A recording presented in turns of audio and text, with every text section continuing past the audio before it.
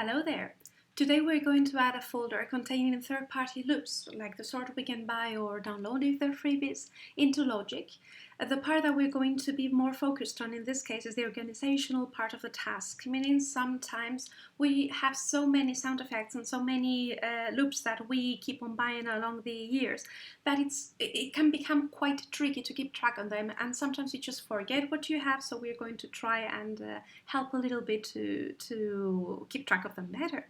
So we have downloaded in this case the laser construction kit, very cool sounds in here. As you can see, a normal folder that I have downloaded already in case you're interested. By the way, this you can find, it's a freebie, you can find it in Bubaproducer.com. As I say, very cool sounds. This is aka Zdravko Djordjevic, in case you were wondering. Very cool sounds. As I say, very cool sounds. So once downloaded, if I have my folder here, all I need to do is just open an empty, actually any kind of project, but we're going to start with an empty one in project. I open the loop browser. I can do it with the button, or I can just simply press O. And the first thing that I need to notice is this actually life-saving menu that sometimes goes inadverted. Now in here, when we just say loops, that's the whole ton of loops we have, and sometimes unless we remember the precise name of a loop, it's quite difficult, as I say, to locate that one loop that you were liking unless you marked it as favorite or, really wrote down somewhere what you were interested in. But some very nice features here is that a bit later on, Logic added these categories to divide into different genres.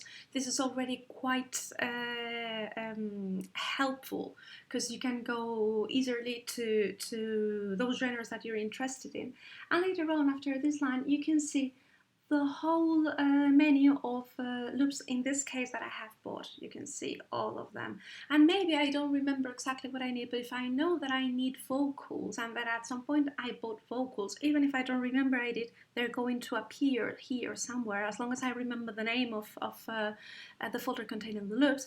And for example, let's say if I need vocals, dance vocals, whenever I press here, you see that the browser updates with the name of this folder, and here I have all the loops contained in that original folder that I added whenever. So, hey, rude boy, wind up the place. Perfect. So we go back to the original, like the default part of the menu. And all I need to do is to drag this folder into the loop browser, and Logic is going to immediately add it. Now, it will ask me where do I want to add it. Let me tell you. In this case, I'm going to keep the original location. Let's say I want to start it in the desktop, or if you, like me, use an external drive where you have your libraries and your sounds and, wherever you want to keep it, you must tell Logic so it will know where to find it. So I just drag the folder in here. You see the icon changes, and it's going to ask me, so do I want to cancel it, do I want to keep the current location, or do I want to move it to the loops folder? If I choose the one by default, Logic is going to store a copy of these loops in library. That will be library inside library audio, and inside audio in my loops, or user loops in this case, I think, if memory serves. But in this case, I'm going to choose current location, and what it's going to do, it's going to keep in there, in that inner folder of Logic, let's say, an access to wherever I told him that he could find the loops. This option, the current location one, the one I'm going to choose now, it's faster when I'm adding loops, but bear in mind that if at some point I move the folder later on, you will need to update this information for Logic. So whenever I say current location, it's going to think for a bit, but actually not that much. And when it's done, I will be able to find my new folder in here. Let's see, Oh, sorry, I'll need to reindex all loops first. However, this shall take a bit because it's going to reindex all my loops, so I'm not going to do it, but you will see the name of the folder here.